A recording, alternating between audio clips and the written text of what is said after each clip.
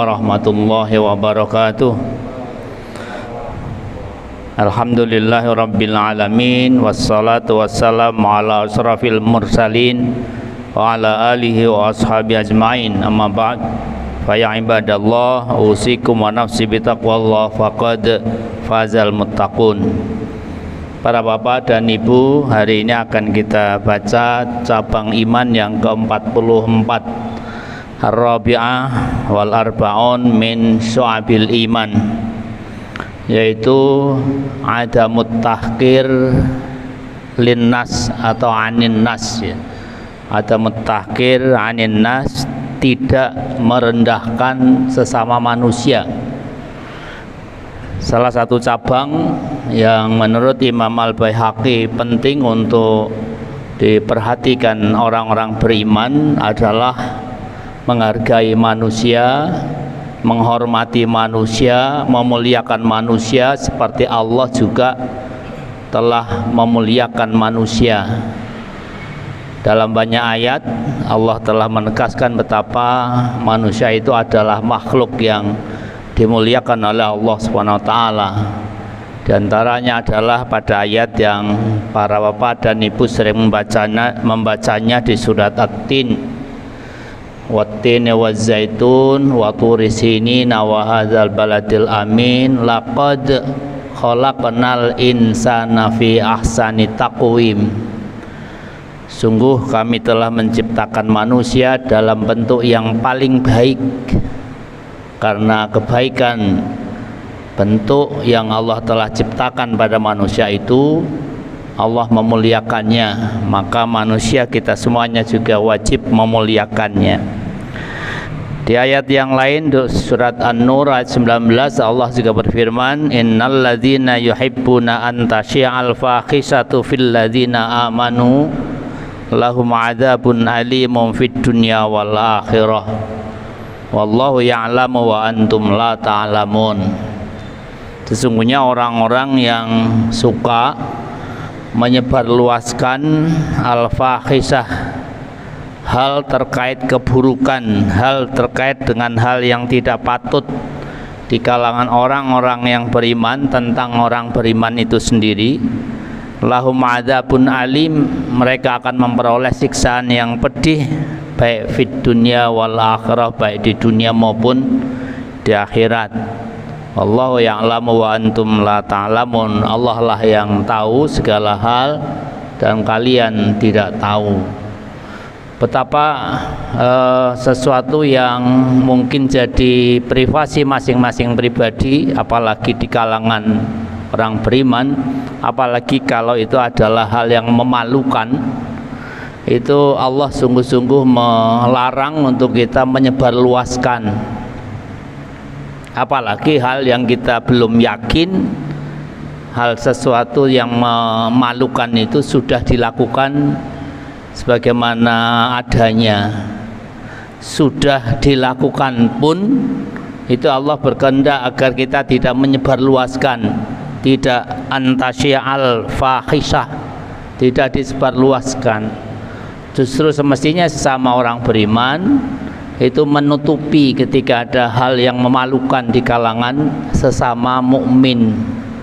Tidak justru kemudian diumbar kemana-mana sehingga apa yang terjadi di kalangan mukmin tertentu, kelompok tertentu itu diketahui banyak orang sehingga malu. Dan tentunya ketika sekelompok mukmin tertentu malu karena melakukan yang tidak benar, sesama mukmin lainnya harusnya juga merasa malu. Karena sesungguhnya sesama mukmin itu satu tubuh. Kalau satu merasa sakit, mestinya yang lainnya juga merasakannya. Kalau satu menderita, yang lain juga mestinya ikut merasakan penderitaannya. Kal jasadil wahid. Begitu juga ada ayat yang lain yang saya kira penting kita renungkan. Allah berfirman di surat An-Nur ayat 23, innal ladzina yarmunal muhsanatil ghafilatil mu'minati, sesungguhnya orang-orang yang menuduh para wanita yang sesungguhnya mereka itu baik-baik, Mereka itu orang yang menjaga diri. Lu'inu fid dunya wal akhirah, mereka akan mendapatkan laknat dari Allah baik di dunia maupun di akhirat. Walahum adzabun azim, dan mereka memperoleh siksaan yang sangat besar. Kadang kita mendengar berita tentang sekelompok wanita yang sesungguhnya mereka adalah orang-orang yang al-mu'minat, al-ghafilat, orang yang baik, al-muhsanat, terjaga kehormatannya. Cuma mungkin karena melakukan hal yang sepele yang kemudian menimbulkan fitnah, kita begitu gampang melontarkan tuduhan-tuduhan yang memalukan, yang tidak sepatutnya. Nah, orang yang begitu gampang yarmunal muhsanat itu melemparkan tuduhan telah melakukan sesuatu yang tidak baik padahal mereka orang baik, itu kata Allah lu'inu fid dunya wal akhirah, dapat laknat dari Allah.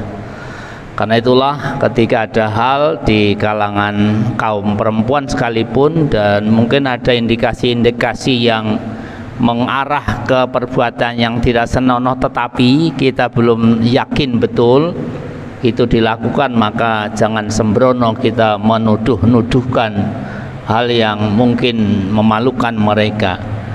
Jika ada sesuatu yang dilakukan mengarah ke perzinaan misalnya, pasangan suami istri pun itu tidak boleh untuk secara gegabah menuduhnya. Bahkan ketika seorang suami menuduh istrinya melakukan perzinaan padahal dia tidak tahu secara langsung dan dia tidak punya buktinya, tidak punya saksinya, maka akan terjadi di situ untuk penyelesaiannya apa yang disebut sebagai sumpah li'an. Sumpah li'an itu adalah sumpah yang harus dilakukan oleh seorang suami yang menuduh istrinya selingkuh atau zina, tetapi dia tidak melihat langsung dan tidak mempunyai bukti serta tidak punya saksi. Nah, ketika dia sudah menuduh seperti itu, dia harus sumpah 4 kali. Sumpahnya tentu pakai nama Allah, wallahi wallahi, bahwa apa yang saya tuduhkan benar. Dan kemudian satu yang terakhir sumpahnya itu, apabila tuduhan saya salah, tuduhan saya tidak benar, maka saya siap untuk mendapatkan laknat dari Allah. Makanya disebut sumpah li'an. Sumpahnya seorang suami yang menuduh istri dan dia tidak punya bukti, tidak punya saksi dan tidak menyaksikan secara langsung. Dan kemudian ketika sudah sumpah seperti itu, maka otomatis telah jatuh cerainya 3 sekaligus dan tidak boleh lagi antara suami istri yang sumpah li'an itu untuk menikah lagi. Haram antara suami dan istri yang sudah sumpah li'an itu untuk nikah lagi. Betapapun mencintainya, betapapun kemudian saling memaafkannya, kecuali nanti ada cara-cara tertentu yang disebut sebagai muhallil, itu pembahasan lebih lanjut dalam fikih munakahat. Jadi tidak sembarang kita boleh dan bisa menuduh orang lain melakukan hal yang tercela, khususnya terkait dengan perzinahan itu, ketika kita tidak punya bukti, tidak punya saksi, tidak menyaksikan sendiri.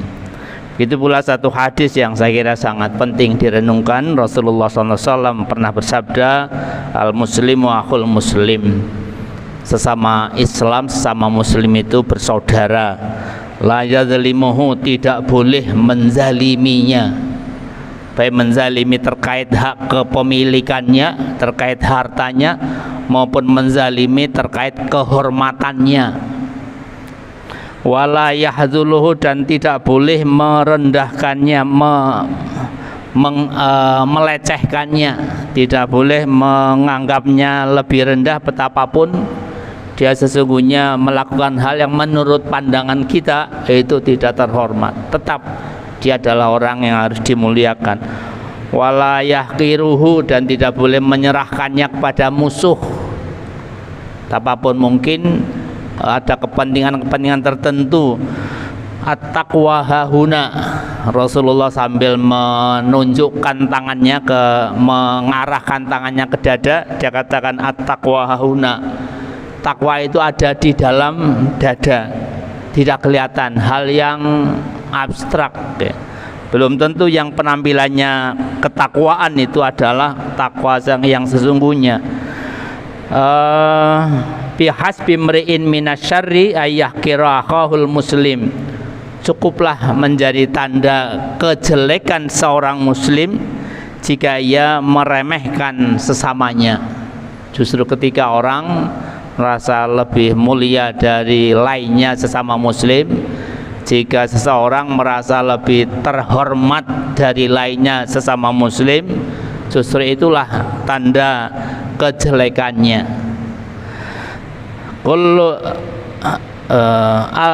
al muslimu lil muslimi haramun damuhu wa maluhu wa irduhu. Setiap muslim itu haram bagi muslim lainnya.